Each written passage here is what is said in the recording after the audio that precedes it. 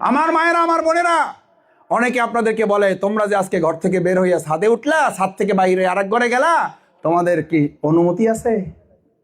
ইসলাম কি অনুমতি দিছে? যেই মসলা জিগায় হের বউ কিন্তু আরেকজন পরপুরুষের পাশে বসে প্রোগ্রাম করতেছে। হে কিন্তু হের বউরে মসলা জিগাইতেছে, হে মসলা জিগাইতেছে, তার বউ আরেক পুরুষের পাশে বসা পাশাপাশি চেয়ারে বসে প্রোগ্রাম করতেছে। সে তার বউকে এসে বলতেছে তুমি যে বাইরে হইলা, তোমাদের যে ইসলামের কথা বলো ওই ইসলামিক এটা জায়েজ আছে? আমার মা বোনেরা পরিষ্কার বলবেন, মুহাম্মদুর রাসূলুল্লাহ সাল্লাল্লাহু আলাইহি সাল্লাম সাহাবীদের নিয়ে যে যুদ্ধ করতেন, সেই যুদ্ধে পিপাসার্ত সাহাবীদের পানি দিয়ে তাদের পিপাসা নিবারণের মহান দায়িত্ব পালন করেছেন আমার মা বোনেরা।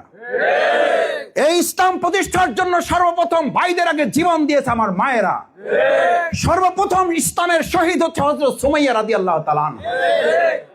আমার মা বোনেরা, আপনারা হচ্ছেন তারা, এই মাজ মুয়াজকে সে পাঠাইছে যে বলছিল আমার ঘরে আর যুদ্ধ করার মতো তোমরা ছাড়া কেউ নাই।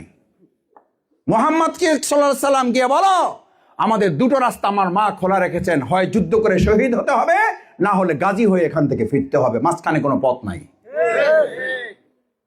আমরা সেই মা বোনদেরকে আজকে আমাদের চারপাশে দেখতে পাচ্ছি। আমার মা বোনেরা, আপনারা তারা যুদ্ধ করা অবস্থায় একটা হাত কোপ লেগেছে, একটা হাত কোপ লেগেছে, চামড়ায় বেঁধে ওটা ঝুলতেছে, চামড়ায় বেঁধে ঝুলতেছে, ডিস্টার্ব হচ্ছে, ডিস্টার্ব, যুদ্ধ করতে পারতেছে না। ফিরে এসছে তাবুর কাছে, মা বলছে ডেকে আসো, ওই হাতটা পায়ের নিচে রাখো, পায়ের নিচে রেখে টান মারো, টান মেরে ওই হাতটা ছিঁড়ে ফেলো, আর যে একটা হাত আছে ওটা দিয়ে আল্লাহর দ্বীনের আওয়াজ বুলন্দ করে দাও। এটা হচ্ছে ইসলাম, এটা হচ্ছে আমার মা, এটা হচ্ছে আমার বোন, এটা হচ্ছে অতীত ইসলাম। This is glory of Islam. এটা হচ্ছে ইসলামের সৌন্দর্য।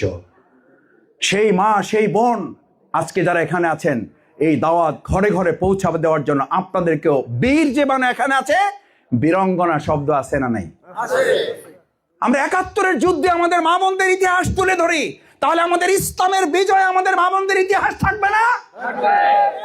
এই কথা যারা বীরঙ্গনার কথা ৭১-এর প্রশ্নে তোলে, তারা ইসলামের বিজয়ের ক্ষেত্রে আমার মা বোনদেরকে আটকাইয়া দিতে চায়। এটা ষড়যন্ত্র ছাড়া আর কিছুই নয়।